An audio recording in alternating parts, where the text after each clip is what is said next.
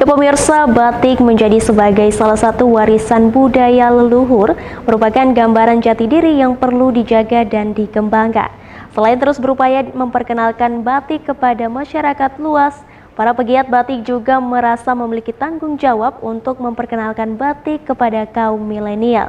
Berikut laporan reporter Batam TV Putri Yulianti Amini dan juru kamera Rajen Pasaribu menjaga batik mempertahankan jati diri.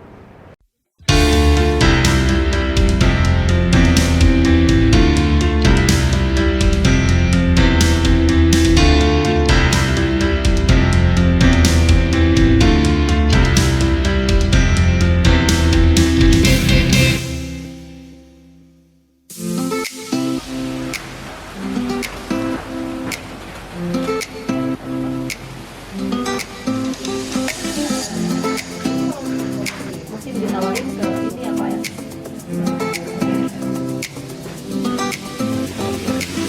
2012 sudah. Keren. Nah, makanya yang batik. Batik adalah kerajinan yang memiliki nilai seni tinggi dan telah menjadi bagian dari budaya Indonesia sejak lama. Secara teknik, teknologi, serta pengembangan motif dan budaya, batik ditetapkan sebagai Masterpieces of the Oral and Intangible Heritage of Humanity atau warisan kemanusiaan untuk budaya lisan dan non-bendawi oleh UNESCO pada tahun 2009 silam. Ragam corak dan warna batik dipengaruhi oleh berbagai hal. Awalnya, batik memiliki ragam corak dan warna yang terbatas. Namun, seiring berjalannya waktu, kini corak batik mulai berkembang. Seperti di Kota Batam, kota terbesar di Provinsi Kepulauan Riau ini telah memiliki motif batik sendiri. Salah satunya yang saat ini tengah dikenalkan pemerintah daerah yaitu motif batik ikan marlin. Di balik gencarnya pemerintah melakukan promosi batik Batam, terdapat peran penting pengrajin yang terus memproduksi batik dengan corak dan motif khas Batam. Hai sahabat UMKM, kembali lagi di UMKM Provinsi Kepri. Batik merupakan warisan budaya Indonesia yang perlu kita lestarikan eksistensinya. Nah, di Tiban Lama Kota Batam terdapat pengrajin batik yang mendedikasikan hidupnya untuk mengembangkan batik, khususnya batik khas Batam. Seperti apa? Ikuti saya.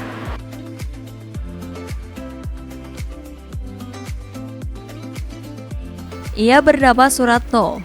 Laki-laki yang berusia 56 tahun ini telah menekuni kerajinan batik Batam sejak tahun 2012 silam. Berbagai corak dan motif telah ia tuangkan dalam karya-karya indahnya. Pengalaman panjang yang dijalaninya menumbuhkan kecintaannya akan batik Batam. Selain penggunaan motif ikan marlin, Suratno juga menambahkan motif tambahan dengan memanfaatkan letak geografis Kepri yang merupakan wilayah kepulauan, di mana Suratno mulai mengeksplor berbagai biota laut untuk dijadikan karya indah yang disandingkan dengan motif ikan marlin. Karena tertarik juga Mbak, namanya di Pulau Melayu ini, Kepulauan Riau ini, kalau nengok potensi untuk pembatik ke depannya itu banyak sekali, terutama yang dari motif-motifnya Mbak. Yang di Jawa kan motifnya yang sudah ada juga semua.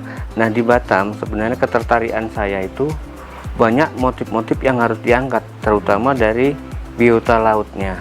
Itu mungkin dari A sampai Z, kayak yang namanya biota laut tuh nggak akan habis untuk dijadikan motif. Begitu, mempertahankan budaya Melayu. Yaitu melewat batik Melayunya yang mana ya batik Batam lah istilahnya, begitu. Dalam menjaga eksistensi batik Batam, berbagai upaya telah dilakukan Suratno melalui komunitas batik Batam yang ia bentuk. Salah satu yang menjadi rencana terdekat Suratno dan komunitasnya yaitu akan menjadikan kain batik bukan hanya sebagai pakaian, namun juga akan merambah pada alat-alat kantor. Selain itu, Suratno juga tengah mengenalkan batik Batam kepada kaum milenial. Sebagai ketua komunitas batik Batam, Suratno mewajibkan setiap pembatik untuk menggandeng 3 milenial, yang nantinya diberikan pelatihan dan pembekalan terkait pembuatan batik. Untuk tahun ini yang mana untuk edukasi ke sekolahan itu harus sudah selesai ke sekolahan-sekolahan.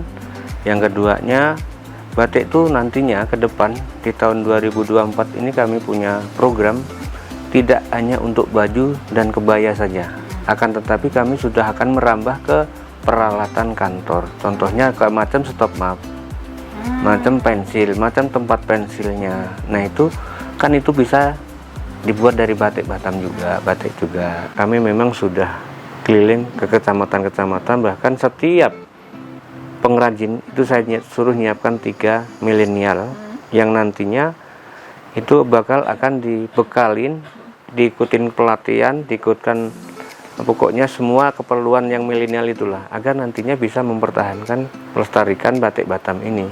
Nah kedepannya juga kami sudah konsultasi dengan Dinas Disperinda khususnya dan Ketua Dekranasda juga, itu sudah oke. Kedepannya milenial yang akan mengambil alih untuk pelatihan-pelatihan yang Batam akan diadakan di Batam gitu. Bagaimana konsepnya, motif-motif yang ada di Batam itu bisa dituangkan untuk milenial. Contohnya nih sekarang kita banyak motif yang sudah ada di Batam ini.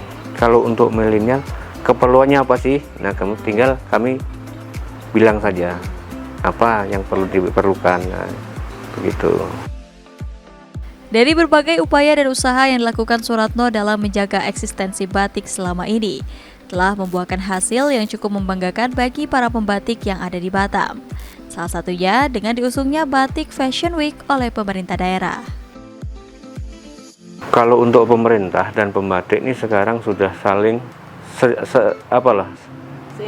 seiring sejalan. Artinya juga pemerintah ini sudah sangat luar biasa untuk mempromosikan batik. Bahkan pemerintah sendiri sudah yang menetapkan ikon batik Batam Fashion Week itu di bulan Desember. Itu sudah ditetapkan, tiap tahunnya ada. Nah itulah yang cukup untuk membanggakan pembatik-pembatik Batam. Jadi semua pembatik itu hasil karyanya ditampilkan di malam puncaknya situ. Berarti ini kalau segini berapa Pak? Ini 250. Oke. Kolaborasi. Kolaborasi ya. Ada cap, ada tulis, ada. Oh gitu. Ada cap tulis. Ini karya ini sendiri atau ada request Pak? Iya, ini Sendiri. Oke. Salah satu upaya yang dilakukan oleh Pak Suratno dalam menjaga eksistensi batik khas Batam yaitu dengan menggandeng kaum milenial. Selain itu, alasan utama adalah melestarikan budaya Melayu yang ia tuangkan dalam karyanya. Saya Putri Amini, sampai jumpa di UMKM Provinsi Kepri selanjutnya.